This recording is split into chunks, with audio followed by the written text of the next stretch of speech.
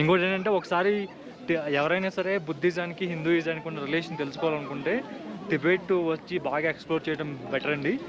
ఎందుకంటే మనం చాలా యూట్యూబ్లో లైవ్ చూస్తుంటాం కదా, చాలా రిలేషన్ ఉందండి. అది ఇక్కడికి వచ్చి చూస్తేనే పుస్తకాల్లో కొంచెం ఎవరికి పెడితే వాళ్ళు రాసుకుంటారు, బట్ ఇక్కడికి వచ్చి తెలుసుకోవడం బెస్ట్ హిందూయిజానికను. ఇక్కడ ఈ టెంపుల్ ఉంది కదా, శోకాన్ టెంపుల్, ఇక్కడ మెయిన్ సఖ్యకముని అండి. సఖ్యకముని మనం గౌతమ్ బుద్ధ అంటారంట, నాకు ఒక లెజెండ్ చెప్పారు. సో అది. ఇంకోటి ఏంటంటే ఈ టెంపుల్ ఉంది కదా, ఈ టెంపుల్ ఇది నేపాల్ ఫేసింగ్ అన్నమాట. ఇది Nepal facing, Mount Everest facing. Hello. So ఈ temple Nepal facing and Mount Everest facing. ఎందుకంటే నేపాల్ ప్రిన్సెస్ ఇక్కడ లోపల ఉన్న విగ్రహాన్ని ఆవిడ డొనేట్ చేసిందంటండి.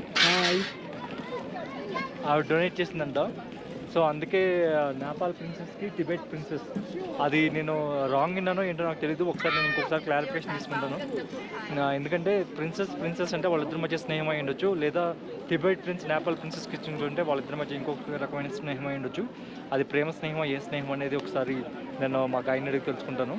సో ఇది చాలా బ్యూటిఫుల్గా ఈరోజు ఫెస్టివల్ రోజు ఇక్కడ రావడం అనేది చాలా ఆనందంగా ఉంది.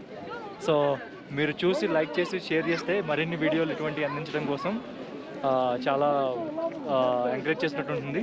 అదిగాక టిబెట్లో ఫస్ట్ టైము నాకు తెలిసి మొట్టమొదటి తెలుగు ట్రావెలర్ నేనే అనుకుంటా టిబెట్ వచ్చి ఇలా వీడియోలు రికార్డ్ చేయటం. ఇప్పుడు వరకు నాకు తెలిసినంతవరకు తెలుగు ట్రావెలర్లు అయితే ఎవరు టిబెట్ రాలేదు, చైనాలో టిబెట్ రాలేదు.